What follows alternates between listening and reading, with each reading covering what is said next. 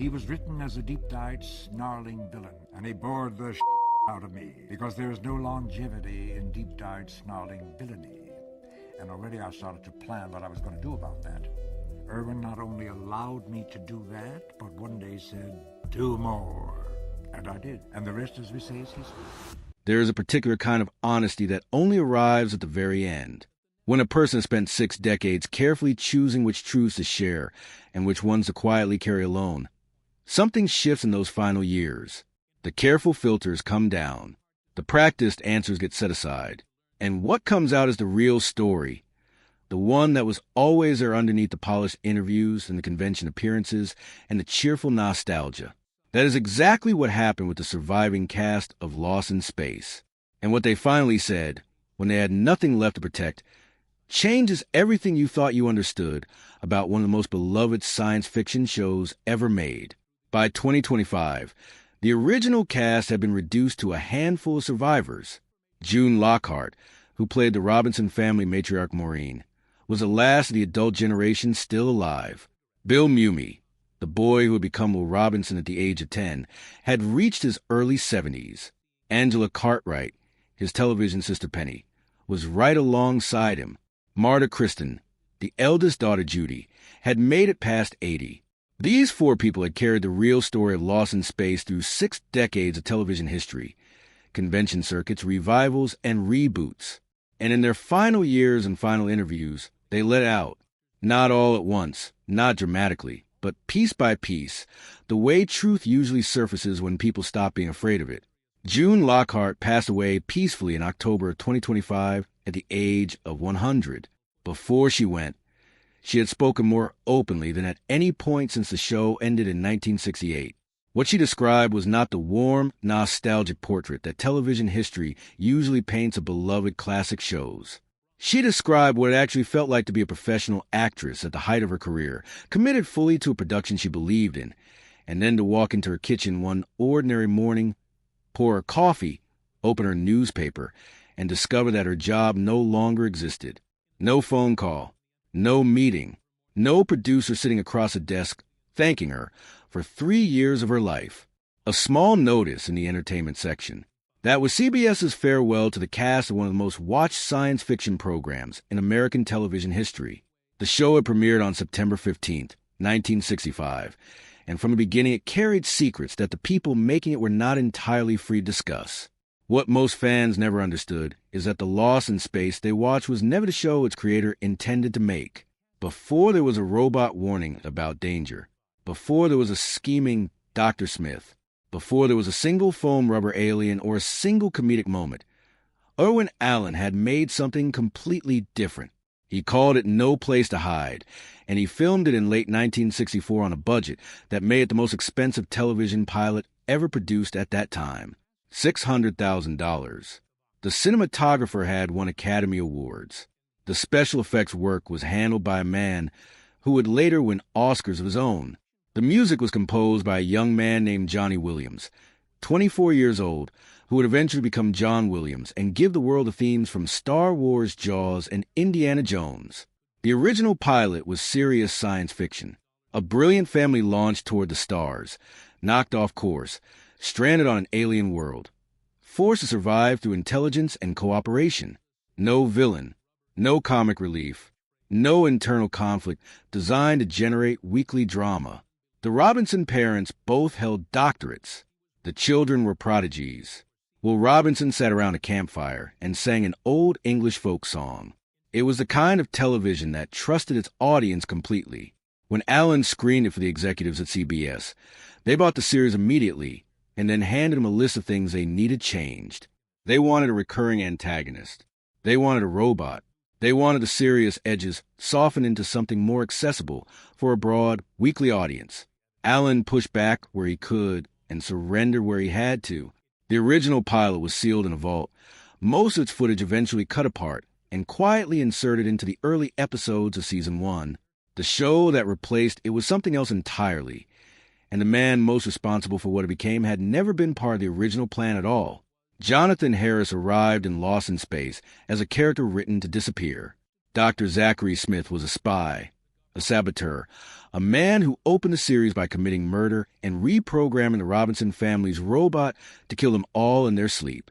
He was designed to be the villain audiences love to hate, and he was designed to be gone within 5 episodes once that hatred had served its narrative purpose. Harris looked at the situation and recognized it immediately for what it was. A role that ends in 5 episodes is not a career. It is an audition for unemployment. So he started rewriting.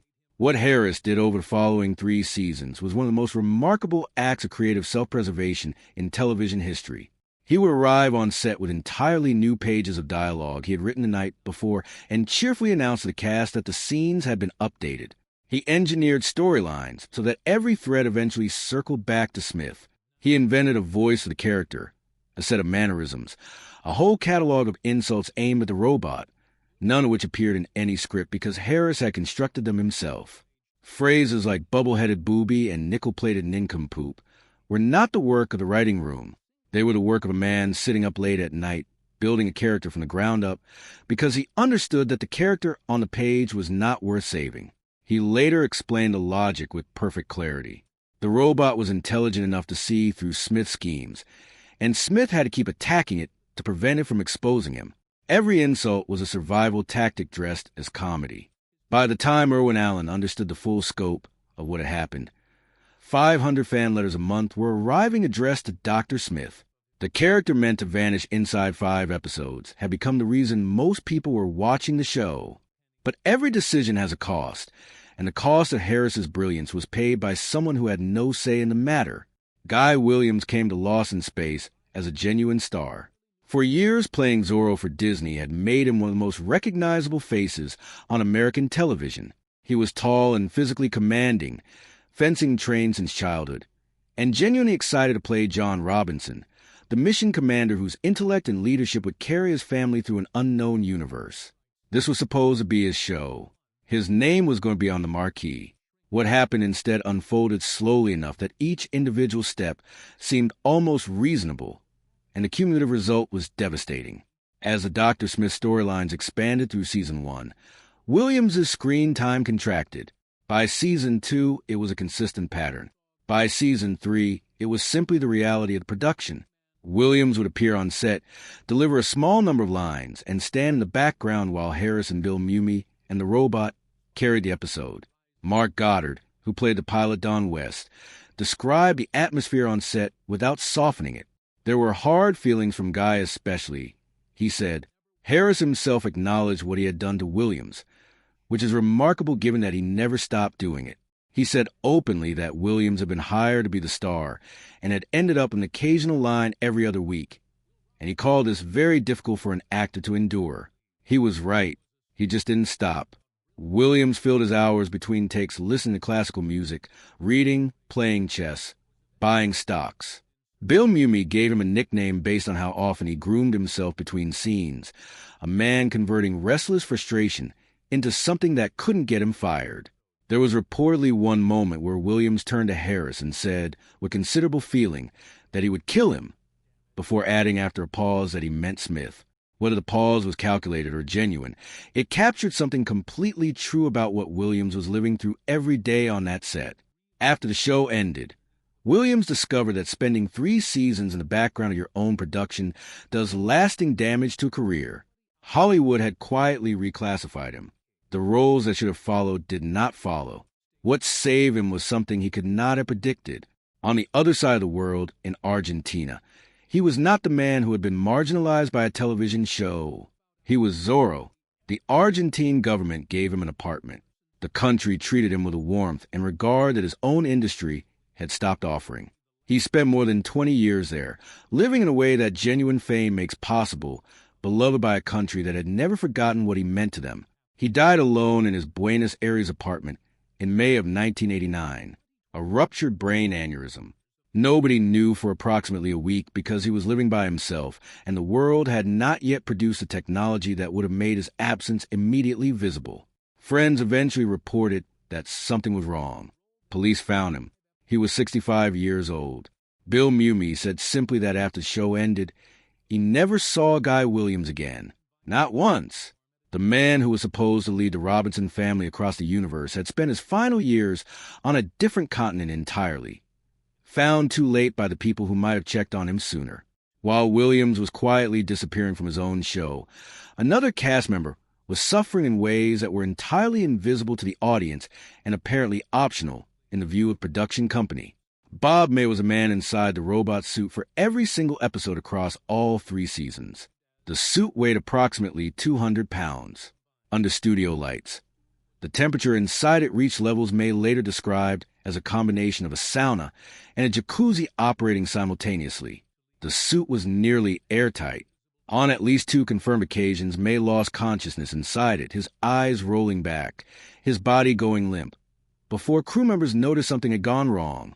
The production company's official response to these incidents was that there was no time to stop filming. May smoked cigarettes inside the costume during breaks, and the smoke drifted through the seams in ways that June Lockhart found quietly amusing.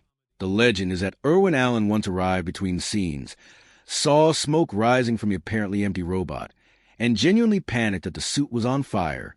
When he discovered it was May on a cigarette break, he reportedly decided that any future script requiring the robot to emit smoke should have May personally generate it. It was the kind of detail that sounds funny until you sit with what it actually says about how the production viewed the man in the suit. May was never credited on screen during the entire original run of the show. Not in 1 episode. Not once in 3 seasons. The practical consequences of this were not symbolic. They were financial. Lower pay, significantly reduced residuals. As Lost in Space became a global phenomenon generating licensing money across decades, Bob May and his wife were living in a mobile home park in the San Fernando Valley. A fire destroyed their home in late 2008. May died of heart failure 2 months later at 69. What defined the years between the show and his death was not anger at what had been done to him, but an extraordinary and deliberate generosity toward the fans who had loved the robot without ever knowing his name. He became one of the most beloved figures on the science fiction convention circuit, staying at signing tables until every last fan had their moment regardless of how long it took. He once said he would stay until the last fan was finished or the cleaning crew made him leave. A man made invisible by an industry that profited from him spent his later years making sure no fan ever felt invisible in front of him.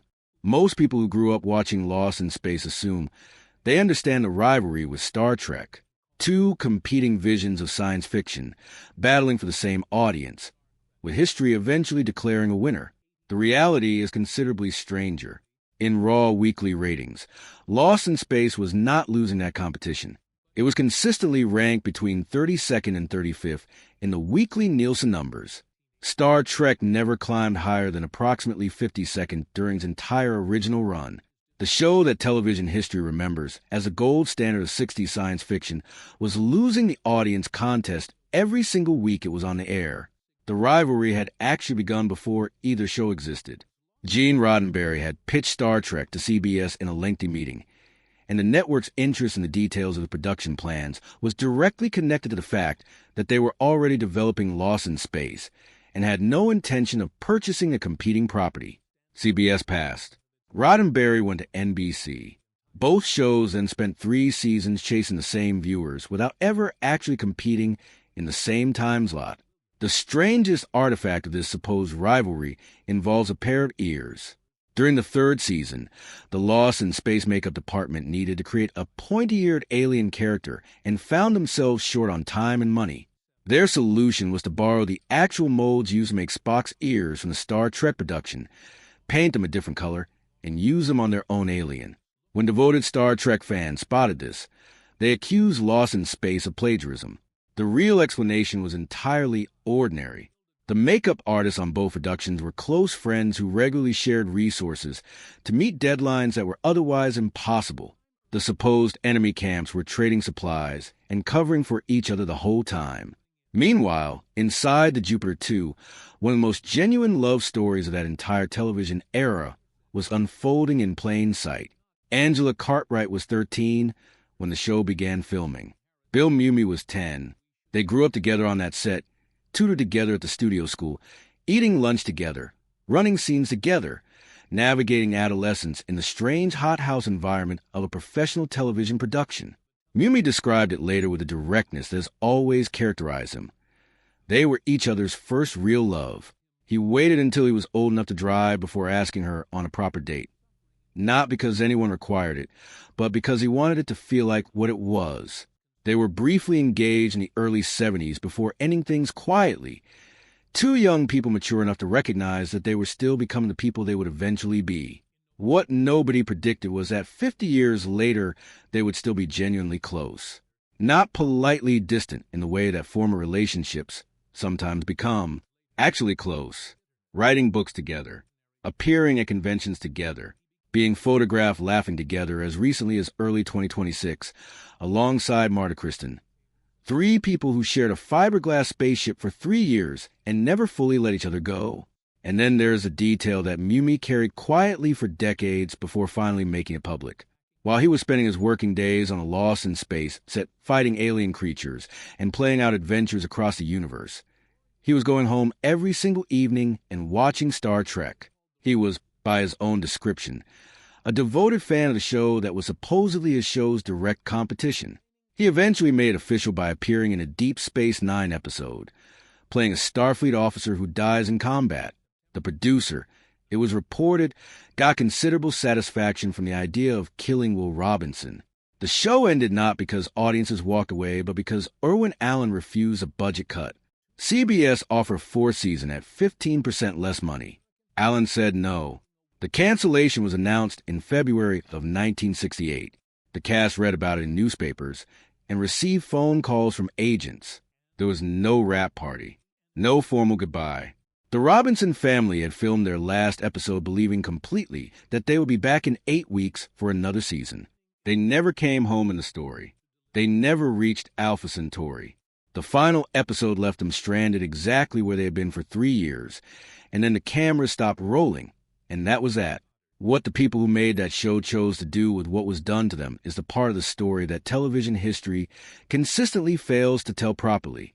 Mark Goddard became a special education teacher in Massachusetts, working with children in ways that Nielsen ratings were never designed to measure. Jonathan Harris became a beloved voice actor and refused a 6-line cameo in the 1998 film with language so colorful it immediately became famous in Hollywood. Bob May stayed at convention tables until every fan had their moment. June Lockhart carried a memory of that cold newspaper morning in 1968, not as a wound, but as something she'd outlasted. And Bill Mumi and Angela Cartwright and Marta Kristen kept finding their way back to each other for 60 years, showing up in photographs together, still laughing, still carrying something that was clearly worth carrying. The Robinson family never made a home inside the story. The people who played them never really left each other. That is a version of Lost in Space that 60 years of television history never quite got around to telling. And now, finally, you know all of it.